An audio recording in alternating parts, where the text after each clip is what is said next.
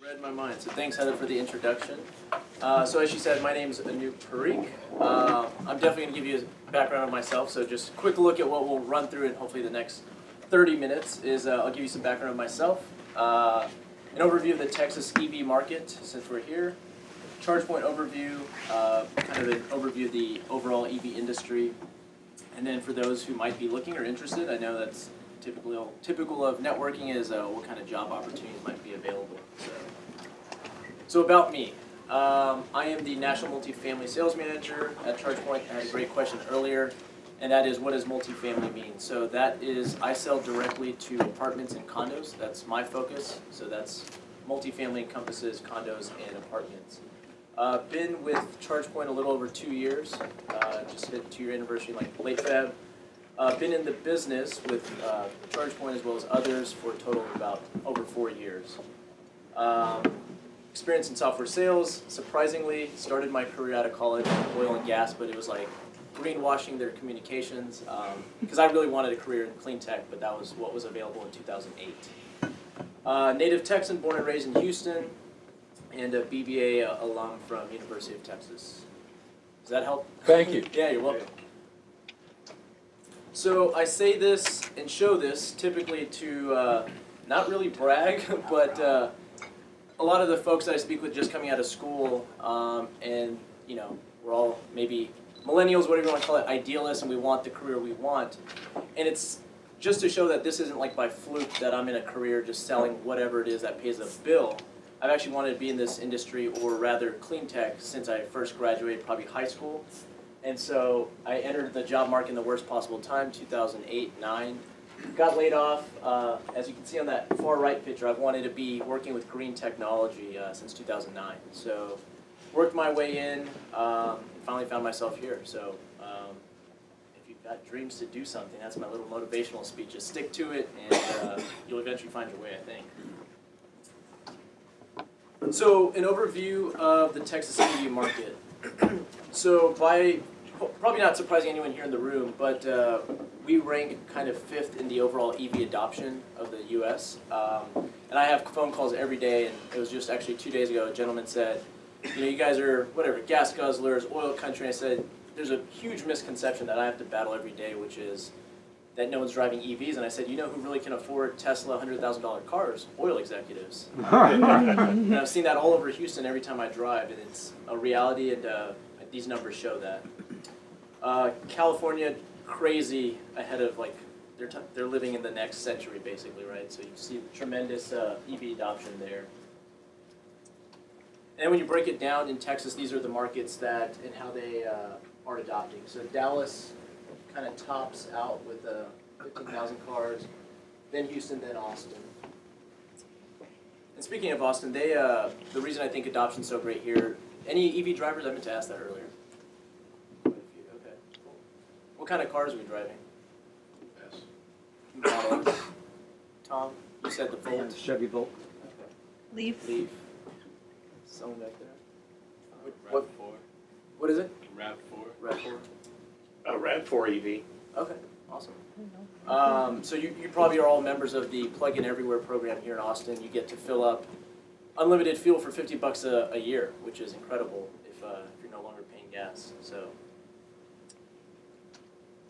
and here's some of the top cars sold, electric cars in Texas. The Model S, no surprise there.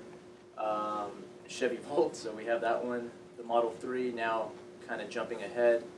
The Leaf and Model X. So I don't think anyone who's following the market isn't really surprised by this. But the good news is that there's tons of cars all constantly coming out.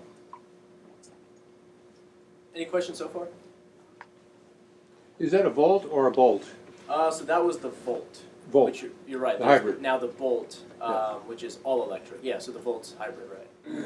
And actually, just a kind of plug here. If someone hasn't driven an electric car, I would highly suggest going to test drive one. You'll be sold instantly. I think the first car I drove test drove was a Volt, and even though it's hybrid and all that, it's phenomenal performance, immediate torque, quiet, smooth. May I disagree? Yeah. I think it's a piece of junk. The Volt? It's all electric. There's no mechanical. He's a mechanical engineering professor. You have to understand So you that. understand, I don't like to be offended by saying that's a great car. Fewer moving parts. No, right? no transmission. Imagine how he feels. Oh, I know. One of the CEOs of one of my former companies said, you know, he was pitching basically the value and the perks of electric cars. He said, when was the last time you changed the oil on your refrigerator? I was like, this is such a weird question. I said, never. He's like, exactly. You'll never have to do that with your car. And those motors last, right? Your refrigerator typically lasts over 10 years. So I thought that was a pretty profound way to think about it. My friend just got a Model 3, and he said, yeah, the scheduled maintenance is fill the wiper fluid and rotate the tires. Yeah, yeah, brakes probably, yeah. Well, brakes are regenerative, I think they go like Right. 100,000 miles. And There I is think, cooling. what is that? There is cooling that needs to be replaced. Is there, Right. Well, Yeah. kind of his take on it. Right. And I just realized the audience I'm speaking to, you guys are probably way more technical and experienced than me, so I'm a sales guy. I probably won't be able to answer all your technical questions, but I'll try. So headlines, I just rounded up some Google headlines that I saw. Hopefully you've seen some of these, but Lyft, right, car sharing, has a green mode that they've piloted, I think, in Seattle, now Portland. And so, yeah, I think that's a great initiative to capture the broader consumer bases that this is happening. Capital Metro here in Austin unveiled recently plans to buy all-electric buses, which they look pretty cool. For Chargepoint, we actually just raised, I think it was in end of last year, another 240, so we're at like $500 million in funding, and Chevron gets involved, right? So to me, that's like huge. Born and raised in Houston, family in oil and gas, and you have that market starting to protect themselves or hedge their bets. Rivian, truck maker, that's where I have I moved my Tesla 3 deposit to Rivian, so we'll see what price that actually comes out at, because when I saw the Tesla 3 and what you put into that, it's started to get to 70,000, if not more, when it was pitched as a $30,000 car. So may I mention, how much do you think that pickup truck cost? Like retail, like MSRP, you're asking? The they had to sell. Rivian pickup truck? Yeah, so What's a it friend- cost? Do you have any idea? I saw 69,000, 85,000. 85. Is that That's not a modern car. before all the add-ons, or? Well, I don't know about that. Okay. Yeah, because, but you're right, pricey.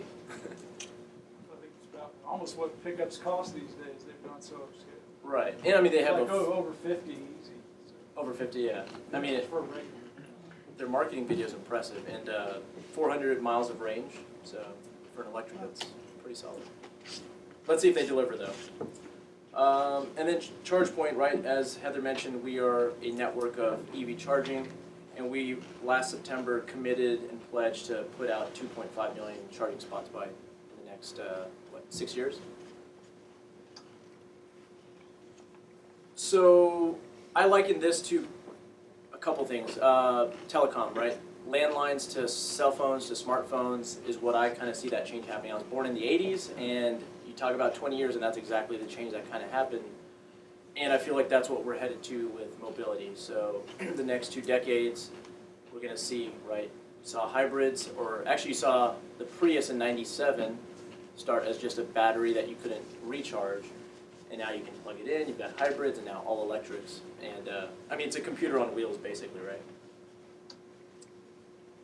So Chargepoint, smart charging network, 11 years, been in business 11 plus years, $500 million in funding. We own 70% of the charging network market share. So I'm in a really fortunate position when I call people every day. I almost think of it as the equivalent of selling for Google, right? People know your brand, they know who we are. Speaking of which, Google is one of our customers. But yeah, 65,000 ports all throughout North America, the US and Canada. We've actually now begun expansion into Europe, so we're a global company. Yeah. So I spoke to an MBA class and they asked what was our business model, how we make money. I don't know if you really care, but the way Chargepoint makes their money is hardware sales. So we're selling our equipment, we manufacture basically in-house. It's our design. We do all the software in-house. And then the reoccurring revenue is through our software sales. So based in Silicon Valley, And we've actually kind of shifted a little bit of our business to where we typically have sold our equipment, people take ownership, they run that equipment. We moved to something called Chargepoint as a Service, which is a bundled package.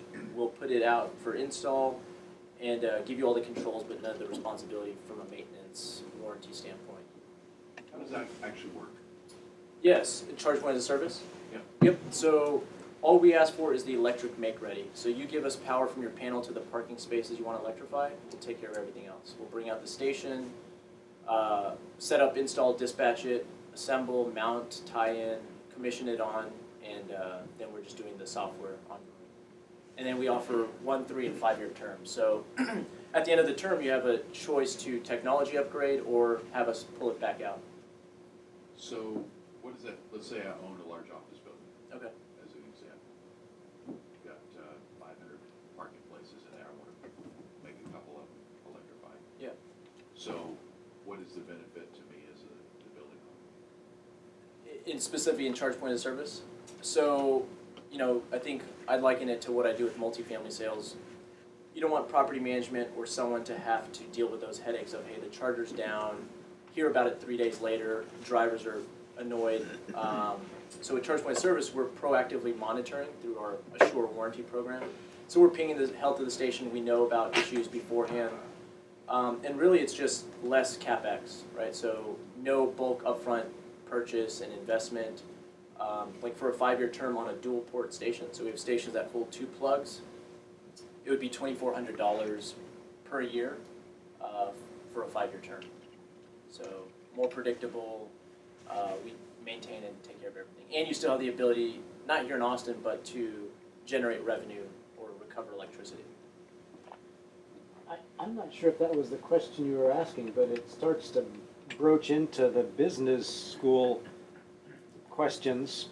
You know, you're presenting this as a service, and so the gentleman asked, what's sort of the benefit that you would sell to the building owner? And, you know, the first order answer is, well, you know, the customers want it, so I'm going to give it to them, but, you know, that's sort of a Sure. toss-away answer. There's the economics of this here, and $2,400 per year. Per year, So that Per doesn't seem. station, per dual, for a dual port station. dual port So station? that's one of your level And how do you 2. recover, I mean, if I'm the building owner, how do we recover that? Do I get $2 an hour, whatever the charge is? Right, so if we're talking about specifically Austin, like it's a whole different beast because Austin Energy's program covers a lot of ongoing costs. But let's just take any other market. You could, so now you're really talking about $100 per port per month, if you follow me, right? So, and now you can charge rates, to your point, putting a little premium above electric recovery and paying that, breaking even essentially. Customers pay to charge, so it's not free for me to go charge at your, like I do this all the time, I go to apartment buildings and I charge at that building, even though I'm not a resident there, and I pay like $2-3 for an hour, something like that. So does ChargePoint collect the payment? Right, yeah, great question. So we put the site host in charge of that, so they get to set the rate, and then we collect all those funds, and then we remit the payment to that site host. So yeah, I mean, to get into specifics, we take a small margin, 10% of all revenue collected, but yeah. So essentially, we're removing this as another task for building management. Can you make an ROI that is sort of self-sustaining and even profitable to that business owner? So, you know, it's interesting. I had a question yesterday about revenue and profitability above and beyond breaking even. This is just a creative idea I had, right? There's I think it's like a 4x4 inch screen on the stations. I've talked about, you know, having site hosts pursue advertisers if they want to bring in an additional revenue stream. But ultimately, to probably what you're asking, I think it's just the premium. So You can if I may- also fluctuate times a day. Uber's not making any money. Are you guys making money? We are. I don't even know the higher level conversations of profitability and all that. Yeah. But you are making money. Yeah. Oh, okay. Yeah. But on a revenue basis. What's that? On a revenue Right. How, on the software side, so like, there are some of the different, like some of your competitors, for example, may have like an open source. I heard you guys run a closed loop software architecture. Right. And alongside of that, there's like the question of like, is the station interoperable with, right, like third party? Right. So I guess the question I'm asking is, it's kind of just expanding on the, like, how does your software differentiate you? And if it is a closed loop system, why does that make more sense than having an open source platform? It's kind of like Google versus Apple, right? Yeah, so I would say the first thing is we are like proprietary software, but we are OCPP compliant, which is basically the message there is just like your cell phone, right? You don't like T-Mobile anymore, drop it, pick up Sprint, Verizon, etc. That's the best like response in that sense, but we do believe we have the most powerful, like robust software. So I don't know if like you want me to rattle off the features or something you're asking more. No, I was just more curious, like from a high level, like if I mean, the EV charging infrastructure like type space, I would kind of think of it as like, it's still pretty early stage, right? Like Right. especially you look at EV adoption rates.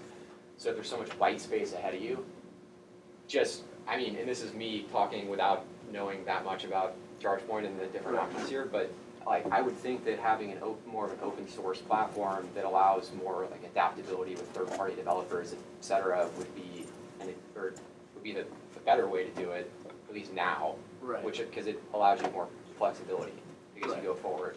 But you guys have raised more money than any other charging Right. company, so there's clearly a good reason for it. Yeah, I mean, I think, like we have APIs to allow for integration across various platforms and businesses that want to do stuff with our data.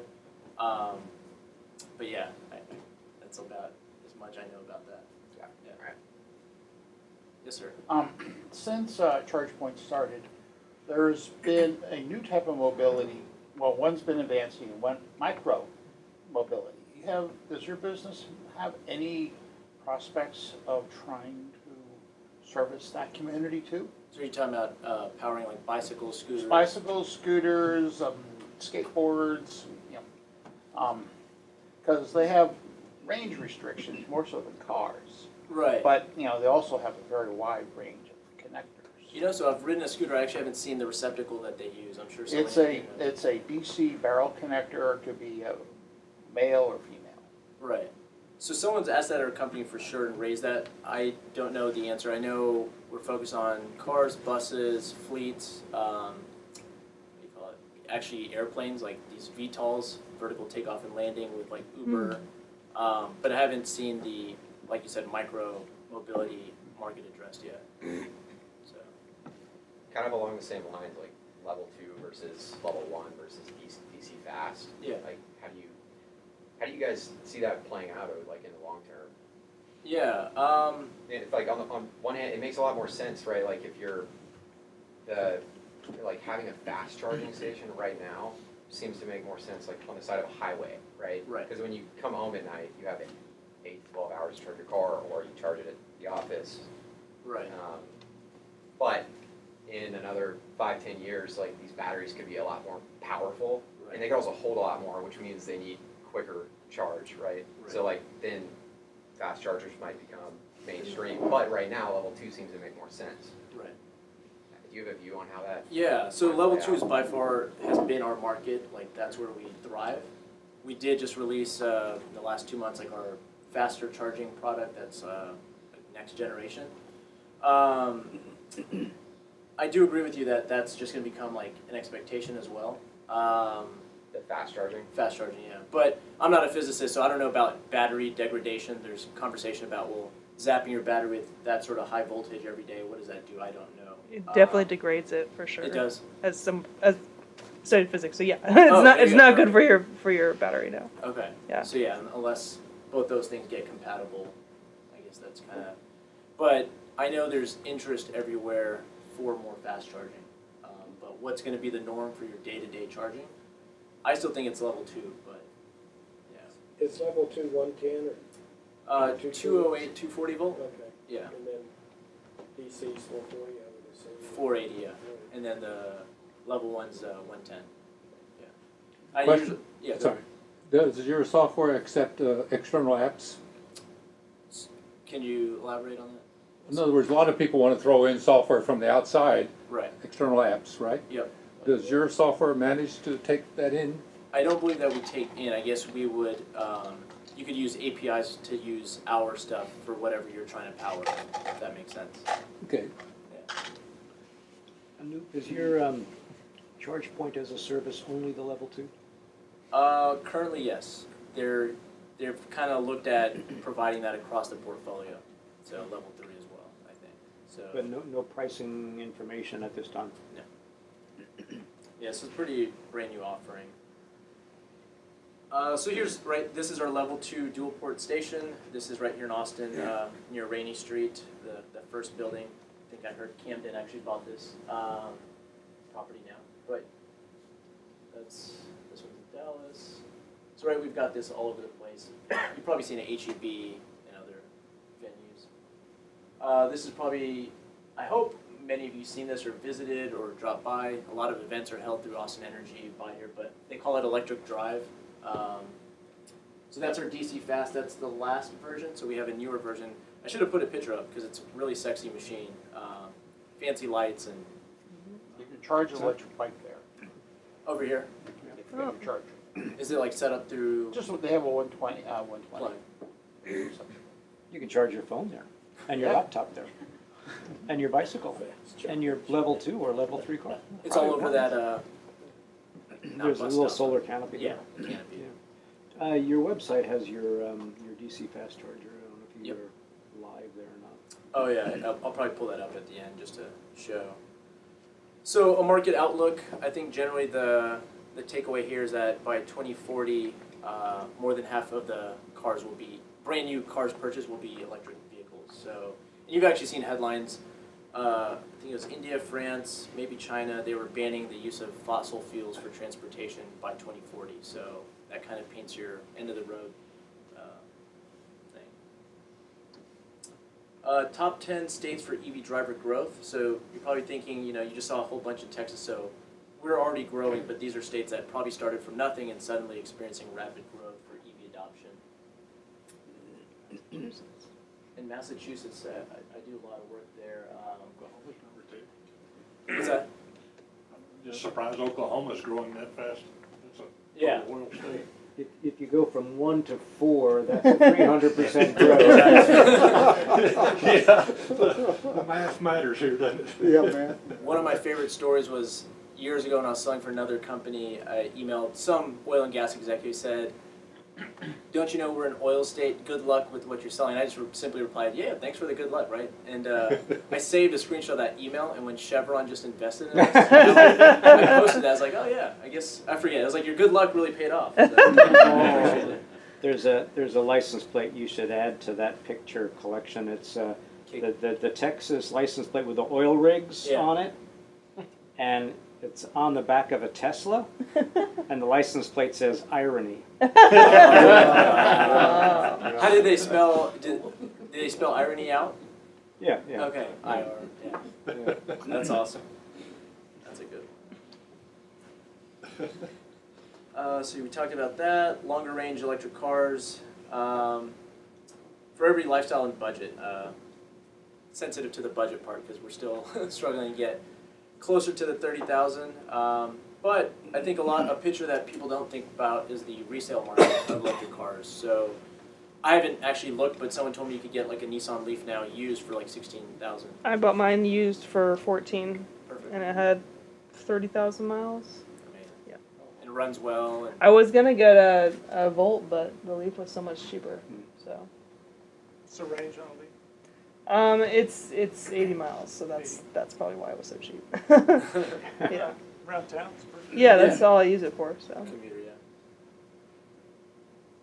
So I'm not too sure I like that third line, being designed for every lifestyle budget. Go into the mountains with ice and snow and wind and everything else, and none of it is being dealt with. Except Rivian, potentially. Maybe. Why do you say that, Del? Because all those Tesla cars, all they do is accelerate brake. They don't have any intelligence. Even the Subaru is superior to that. They have traction control. Well, the handles freeze over because they're flat It's against what? the car. You can't, the handles will freeze over because they're flat against the car. Like, that's one issue. There's also an issue with the design of the underbody, where like if you drive it through like muddy roads or. But I can in show you a patent in Colorado. 1901 that's far superior to what Tesla represents. You can go back and find it. Well, good question. Battery-powered cars were around when the early gasoline power, back Without in a the doubt. 1800s, And they were also multi-wheel driven. right? They were superior to what Tesla represents. So Tesla's got four-wheel drive. They now have? Yeah. Well, I haven't seen that. Well, they got four-wheel drive, and it's, What I think they have is two-axle drive. Yeah. I don't think it's four-wheel. Well, there's a transmission. well, is there a Independent difference? one axle. Two- Yes, two there's a motors huge ver- difference. Two motors If you versus don't have four motors. individual wheel drive, you have nothing. Guarantee it. Let's get back to Noops. So one thing I mentioned, what's really driving the market? Financial incentives. So this whole past week, I've been running webinars for work across various states, Massachusetts, Pennsylvania, Maryland, next week New York, New Jersey. So those are doing extremely well. We're finally seeing adoption for folks who are like, hey, if you're going to help me with that investment, yeah, so it helps. Unfortunately, we don't have enough in Texas. Really just Austin that we're lucky to have what they do. Austin Energy is actually one of the most progressive programs in the country, right? Because like I mentioned, $50 of fuel for a year is impressive, so. Didn't California just mandate some new, like every building has to have? Yeah, so, Like, does that ring a bell? yeah, so there's a lot of building codes. The one in California that I know for sure is Palo Alto. Every new parking space created has to be EV make ready, which is Yeah. run the power. You don't have to have a station on it, but that's going to be a boon for us someday. And it is just also setting the stage for that revolution. So Well, in Palo Alto, there's nowhere left to build, so you got that problem. yeah. Right to charge laws. So Florida, for instance, a lot of condominiums there. That's a big market for us. Basically, if a resident inside of a condominium says, "Hey, I've got an EV. I need some sort of accommodations here," you have to make every possible arrangement to try to make that happen. So it's really driving some of those property managers nuts, but good for business. And maybe they'll keep the ICE cars out of the EV state parking stalls. Yeah.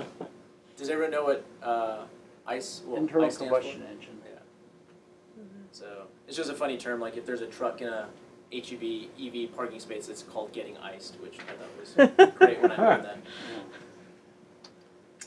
So again, this question came up for a prior presentation conversation. They wanted to know are EVs actually cleaner. So you guys are going to take me to school on this conversation. I know the gentleman in the back probably will.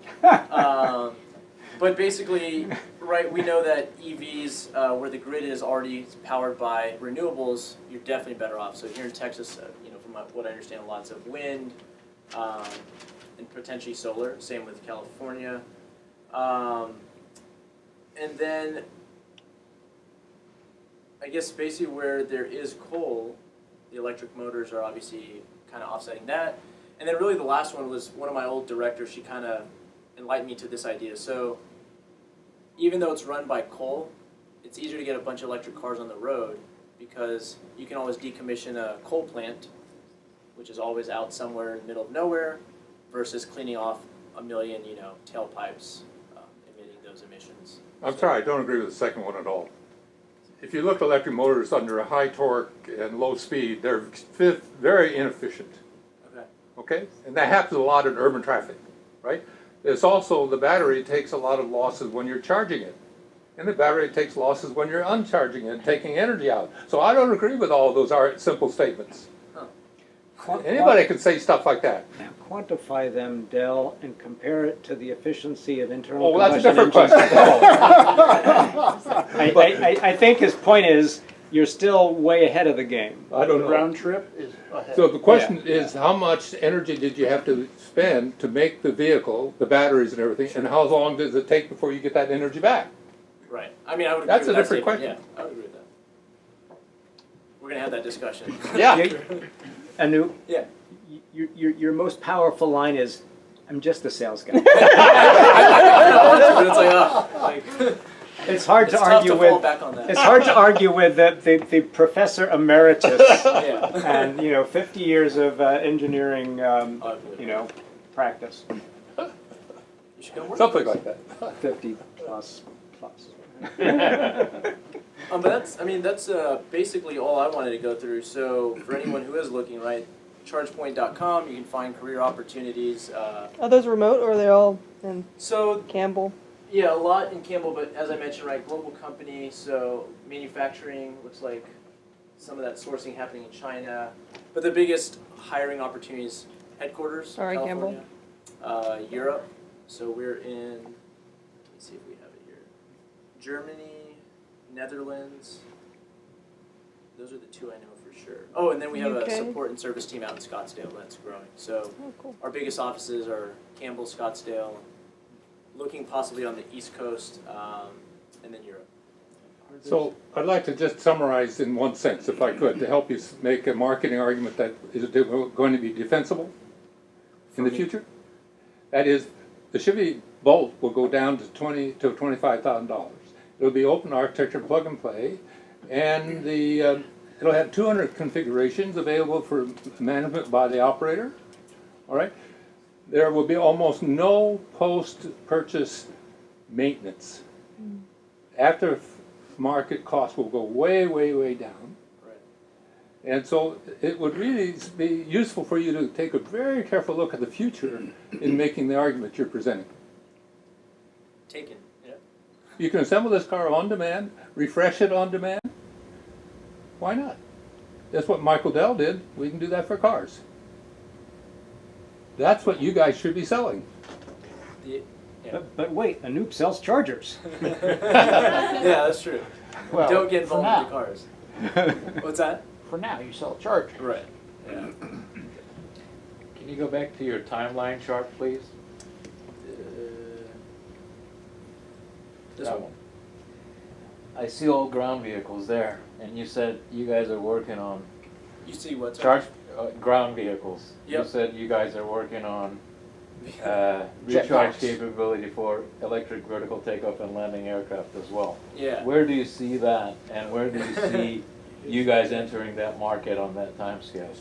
Good question. It's happening in the leadership closed door conversations, but That's where it is now. yeah. So, I mean, I think the conversation around the future of cities and urban mobility, that's kind of where they see it. But yeah, I think that announcement was made last September at a trade show.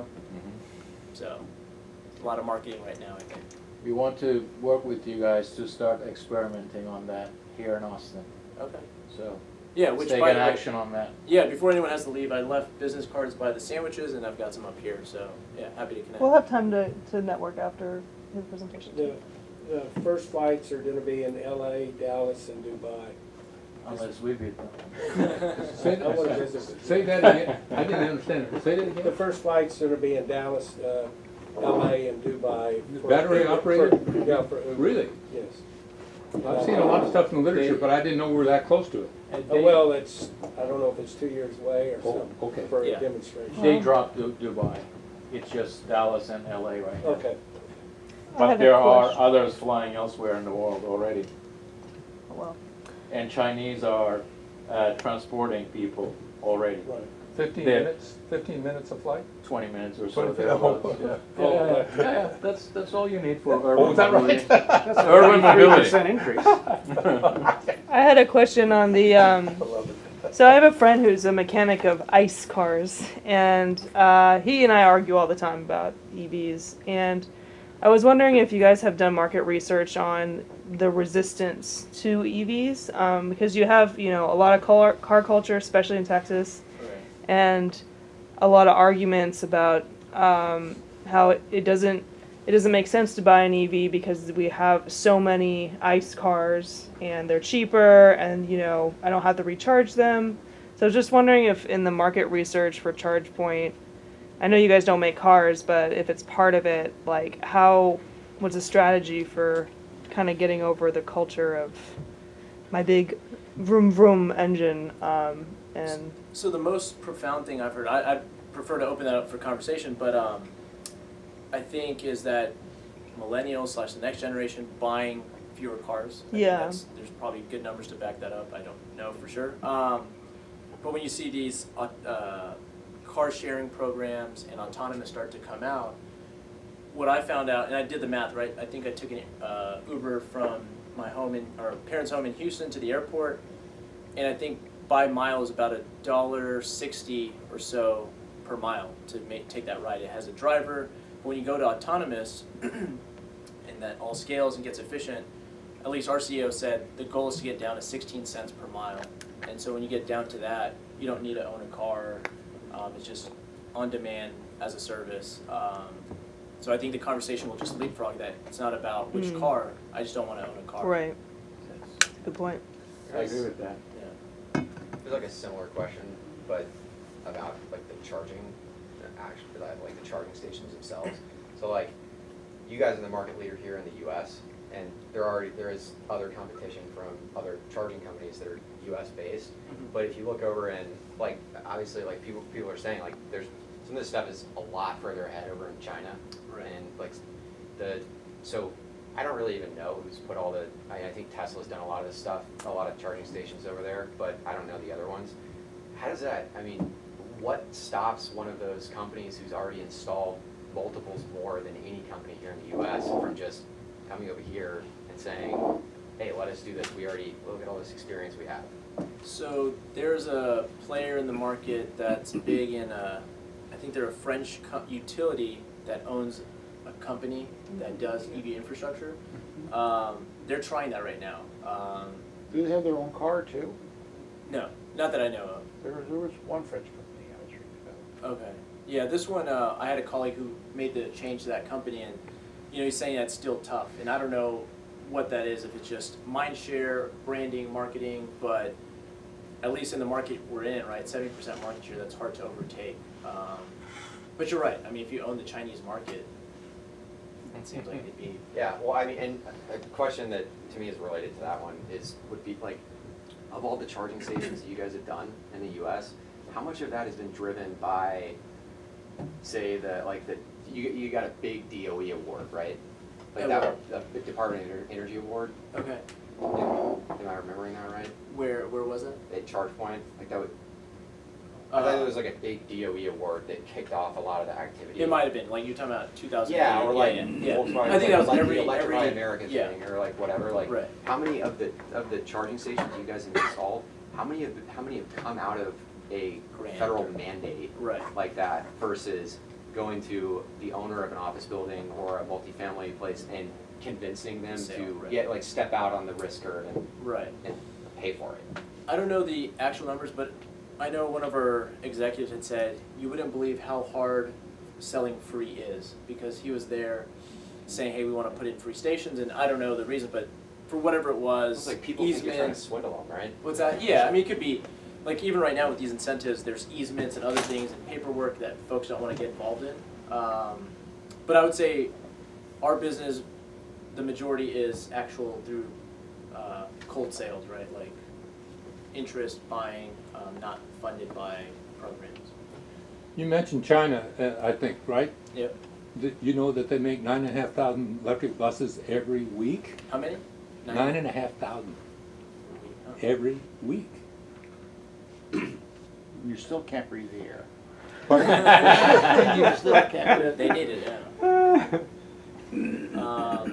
But yeah, I guess what I was gonna say, I was just gonna add this, right? So I always want to encourage you. This seems like the right group to tell it to. You're obviously into this sort of stuff.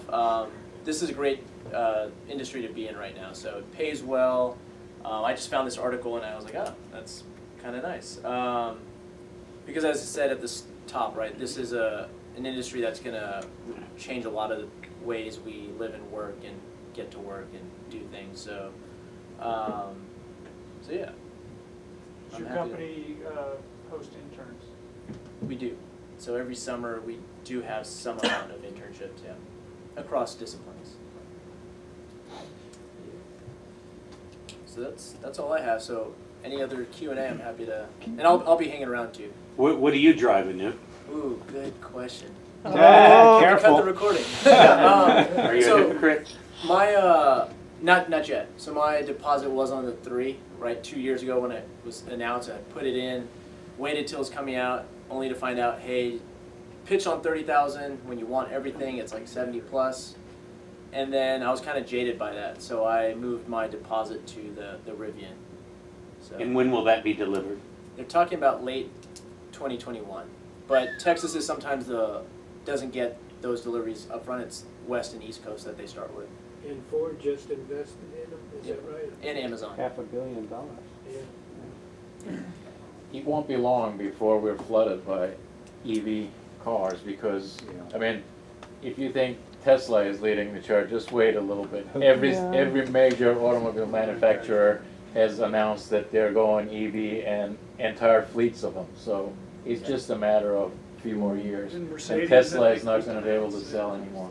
I had a Like 20, Subaru 30 for a long years. time and I loved it, but it died, and I went with EV because of the maintenance. I mean, obviously, I'm green, work for CleanTX as part of it, but the maintenance costs are just nothing compared to my Subaru. I was constantly Yeah. taking it in. Decided, So. I mean, That's great to hear. Next car. It's just- Do you know which one? No, I'm waiting a couple of years. I mean, my car's still Yeah. great and pretty low mileage, so, and there's a lot of stuff coming out in the next few years. I mean, every major manufacturer's got products in the pipeline and some coming out this year. And that, I think like this year, Apple and Porsche are both bringing out, but they're coming out this year and have many more planned. A lot of European makers. And even motorcycles. Harley Yeah. announced Yeah. first Everybody. bike, so Oh, motorcycles are coming, yeah. no question.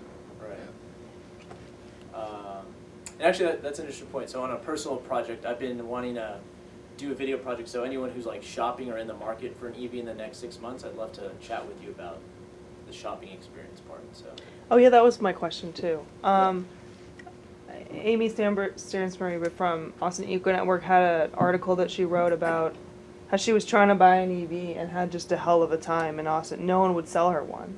And I was just wondering if that's more because the dealerships, because the maintenance is so low, they're going to lose money off selling you a car that needs less money, maintenance.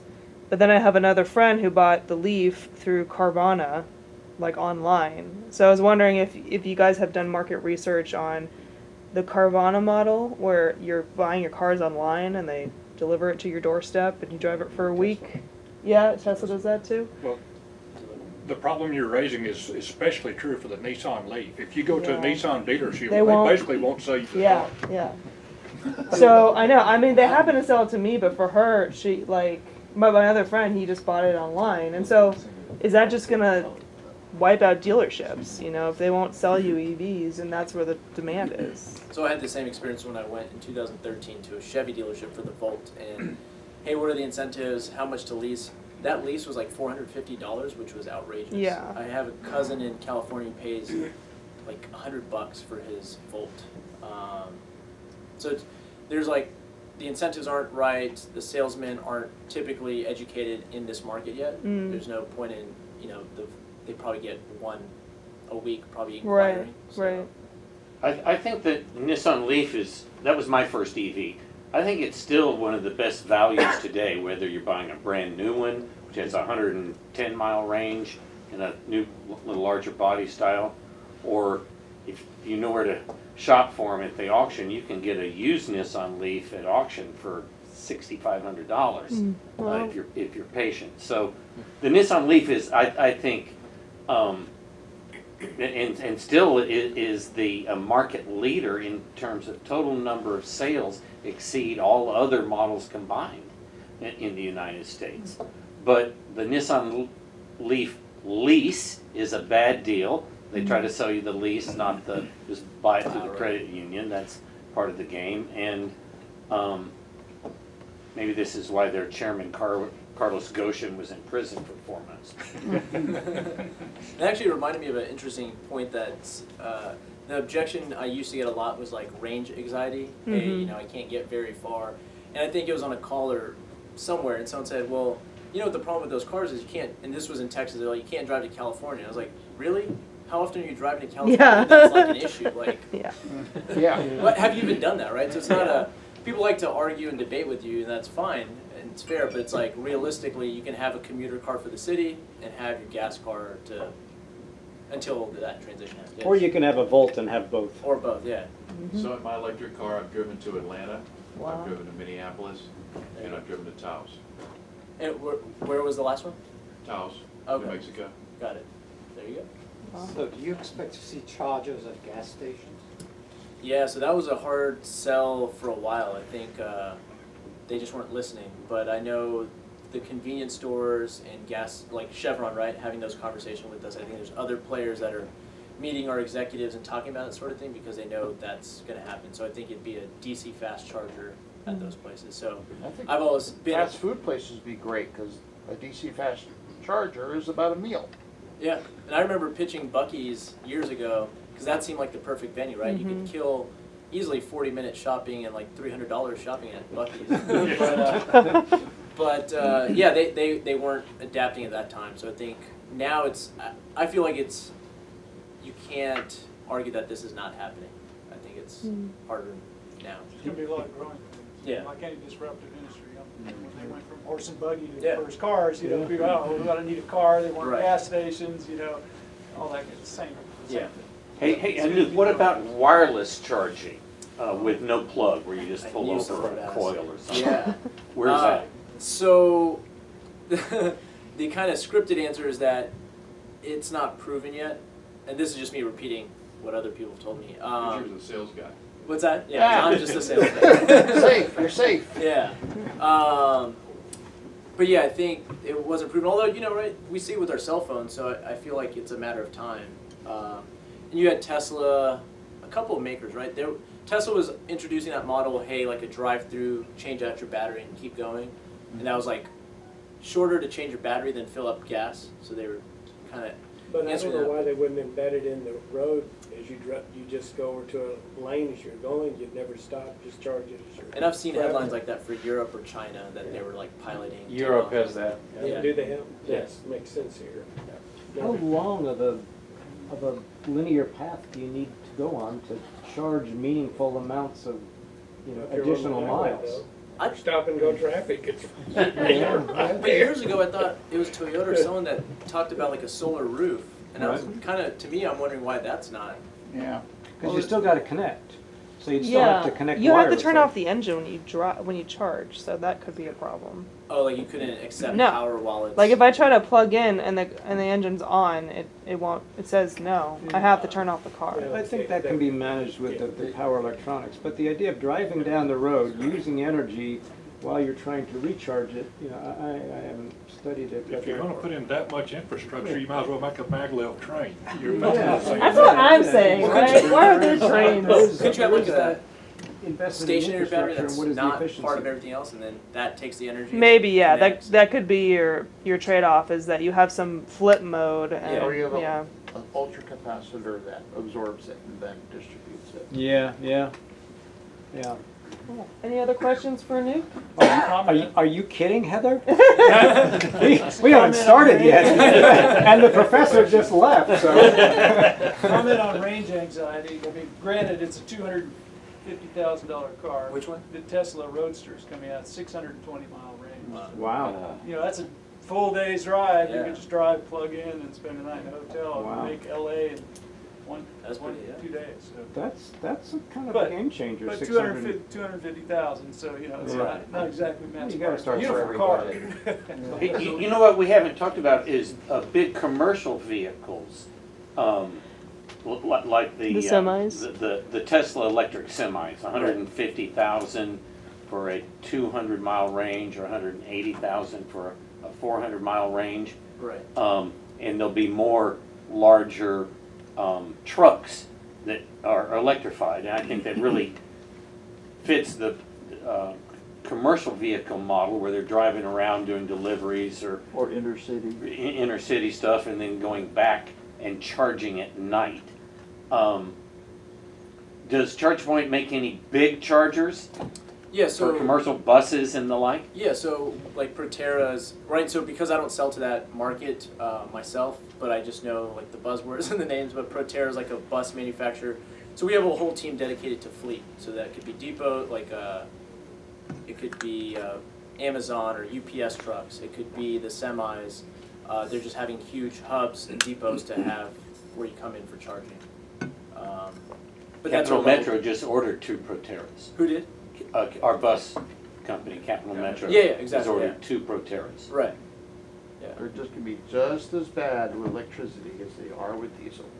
I don't know if you guys have ever ridden Capital Metro. Yeah, every day. They're not that good. I did 15 years. So, Anoop, given the audience that you've got here, and this is the point where you go off stage and you say, God, what a tough audience. You know?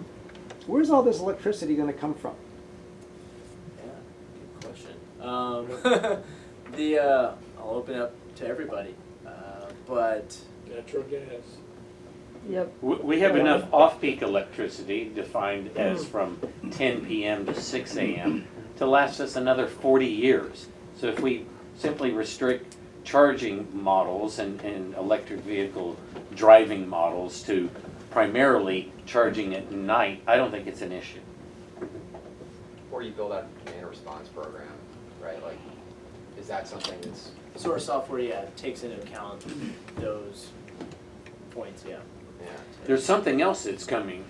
They've been talking about this for some years now at ERCOT and other more sophisticated electric grid operators that have real-time trading systems for the wholesale price of electricity. And it's called a transactive energy appliance. Just as we can shop around in the Dallas or Houston market, not so here in Austin where it's a monopoly, but we could change electric companies every month and look for the best rate for the electricity for our house. The technology exists today for an electric vehicle where you could shop for the fill up, the charge of that charge session, not from the electric provider that you're contracted with for that month or the city that you're in, but on a real-time basis from any of the 13,000 independent electric generators in Texas that would provide that power on a lowest price bid-in basis.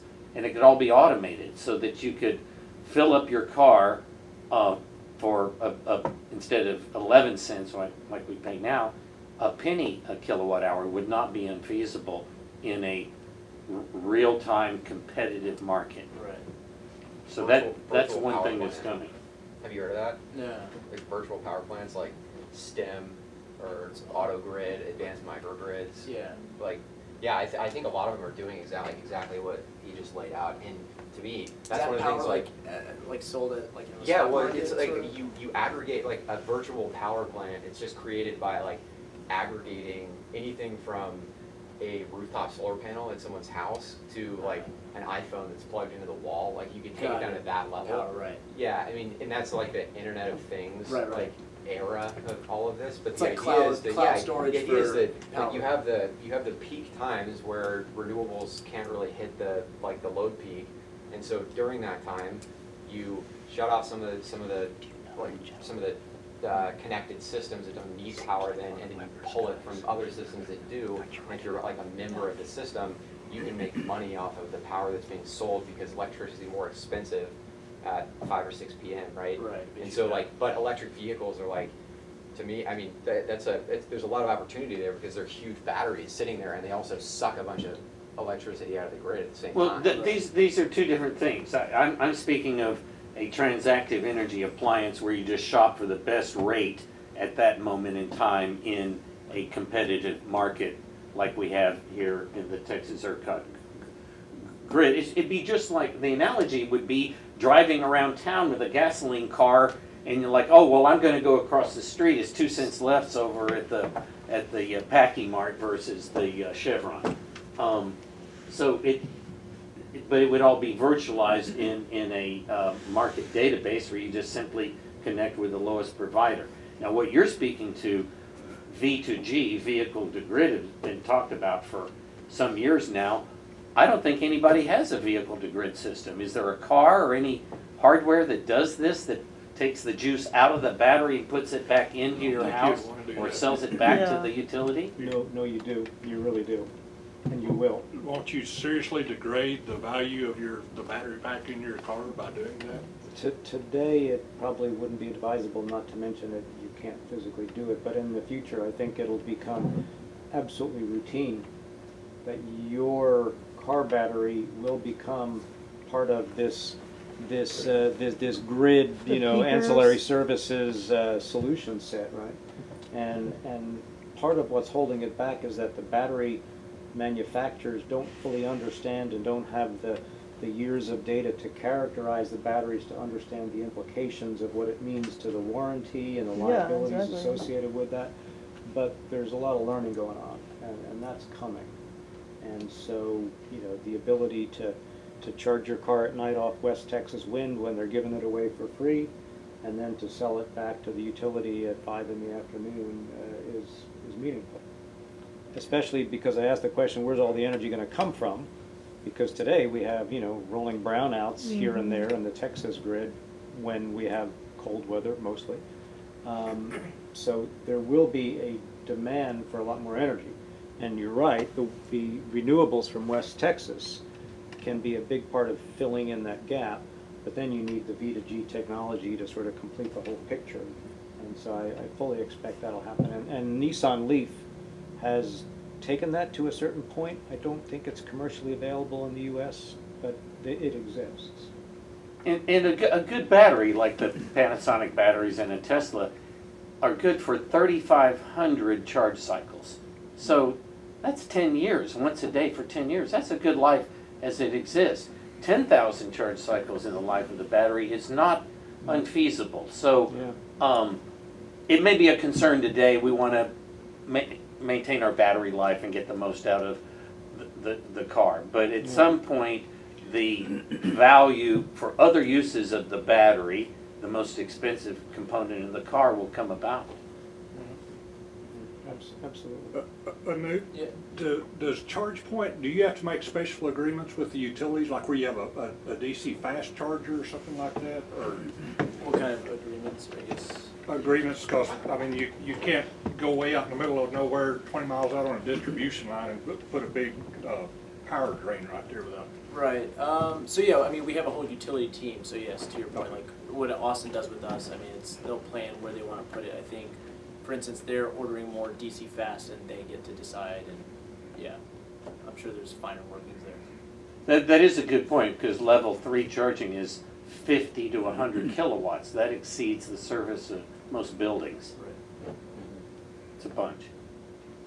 If you've got, this is beyond the scope of this meeting, but if you've got those DC fast chargers and that they themselves have big battery banks there that take care of this charge, then you can actually sell services back to the utility.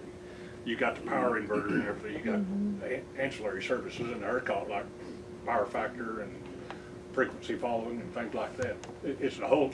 There's other companies like Power Secure, for instance, that are in that business. They have a big battery bank, and they sell services to clean the grid, 60 hertz grid, and they get paid for that. So There's a whole wholesale market for that. So they use the inside same Texas. charger for the cars to service an on-site battery bank? And then they use that, then they get services from that? Are they also? I'll real quickly give you the one example I know of. So they're Power Secure, that's now owned by Southern Company, but Power Secure, they went to a big data center, a Google type, it wasn't Google, but a big data center. And they says, we will, instead of you guys paying $500,000 a year to maintain your UPS battery system for your data center, we will buy that from you, and we will maintain your battery system, okay? And then they charge that data center company a yearly fee for maintaining their UPS. At the same time, they were charging, not paying for, but charging the local utility, this was a Phoenix or Tucson one, They were charging this Arizona municipal electric utility for ancillary services, for power factor, voltage, blink right through, things like that. And I asked the guy, you know, I'm assuming you're getting all of your income from the data center people from maintaining the UPS, and he says, no, we get about 2/3 or 3/4 from the utility. There's more revenue coming in from the utility ancillary services than there was from maintaining that UPS, which blew me away. With the uptime of electricity You said they being get 2/3 99%, Other dollars. of their that UPS contract is only gonna kick in one day a year. So if they pay for this battery and it's sited at the data center, that makes sense. Use it for the other It makes sense. 364 days a year Business. for other purposes, and if the utility's paid for it, those services are going upstream to the utility instead of downstream into the data center. It's just a prioritizing who gets first use of it. We'll probably see more and more of that. It justifies the capitalization of an expensive battery. Yeah, Well, I want there's some also of you guys to educate me, but there's a limited number of cycles that my lead acid battery on my pickup can go through before it's 600. dead. There's a finite number on the lithium battery as well, it's 3,500. much higher. But I'm real nervous about using my lithium car battery that I paid a Use a lot of battery money that doesn't have any limit. Pardon? Yes, Yeah. Dr. Brown's flux capacitor. No, just plain old iron nickel batteries. They're not that more efficient, but just the electrolyte wears out. Any more questions for Anoop? I'm just the sales guy. But I get to learn, so it's fascinating. Anoop, there was a question that the gentleman over here on the end asked earlier, and I wanted to circle back because I didn't quite fully absorb. There are different networks in the country, and one of the big claims to fame that Chargepoint makes is that you have the biggest network. Is that true? That is true, yeah. Okay, so your network, I believe, is at the moment, it's basically closed. You need to be a member of the club to get in to use your chargers. Free member, yeah. Yeah, it's there are free, clubs anybody within the can, with an EV. You just download the app. Right, but you need to be a member of the club. Yeah. But if I pull up into a charger for a different network, Okay. then I need to be a member of that network. Like EVgo, yeah. Right, and I was talking to somebody recently who said he's got like 5 cards for 5 different networks, Sure. which pretty quickly becomes sort of a challenge and therefore an opportunity. So I thought I had read something about ChargePoint moving toward what you were asking about earlier, is some sort of open network where there's some connectivity between the different networks. Do you know anything about There's that? yeah, so the conversation around interoperability, I know we just struck an agreement in Europe along those lines, right? Okay. To open it up, so, Yeah. you know, I always tell folks it's like having a CVS card, a Walgreens card, you don't want a bunch of EV cards on your keychain, so, it's a hard thing to answer because I think it requires participation by every party, and there's going to be some, you know, negotiation there, I guess, ultimately, of what does the other network bring, what value do they bring if they've got 2,000 stations and we've got 65. I don't know how those conversations pan out, but yes, we're trying to address that. But what difference does it make if you're able to take credit cards and take payment when you sell your electricity? Who cares who plugged in? And that's a good point. I mean, you could show up to our stations, Heather was telling us, so our support team's great. 24/7 driver support, so if you show up to a ChargePoint station, you can just call in and basically provide, now I get that's not an ideal scenario, but you can provide credit card details and get that charge going. Yeah, I mean, So you don't have to be a member. Yeah, but it can be integrated to the station, Well, with the station. It can, but as a user, I pulled up to charge stations that were on a different network, and I didn't want to deal with the headache and the hassle of trying Getting the app, to get all synced up and signed on and logged in with their. It was a bunch of overhead that was just an annoyance. If it was just a credit card, that's a different network. I belong to that network, and that network has solved the problem I'm talking about by having discrete, non-communicative networks. Because anywhere in the world I go, my Visa card works in that network. And so it's a challenge just as a simple user not being able to access that network because I'm not a member of that club, and I don't really want to join all the clubs for that one occasion that I might run into. You know, it's an annoyance to your customer, and therefore it becomes an important issue to go solve, like Visa solved it. Yeah. Maybe there's a solution sort of like Airbnb, maybe you can borrow somebody's account if you let them use your I account. mean, gas stations sold this decades ago. Yeah. You Yeah. can go to any gas Yeah, station right. and use any credit card. Yep. Right. I think that it's inevitable that the accounting system will eventually be uniform and consolidated among all Yeah. charging vendors, at least on a countrywide basis. Yeah. We're just not there yet. And in terms of the card, I think all that will go away. The charger will recognize the VIN number of your car and the prepaid or pre-set up account, and just by plugging in, knows how and where to bill it. Right. You need the Visa for charging, like a new, you know, co-op that Right. talks to all the guys. Right.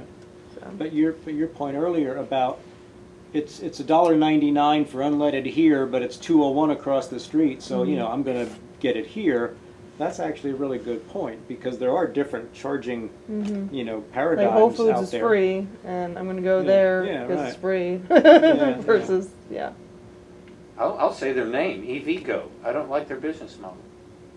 And there's some of them here in town. That's your competitor, right? Yeah. All right. I haven't even seen them here in Austin. They're in Walmart.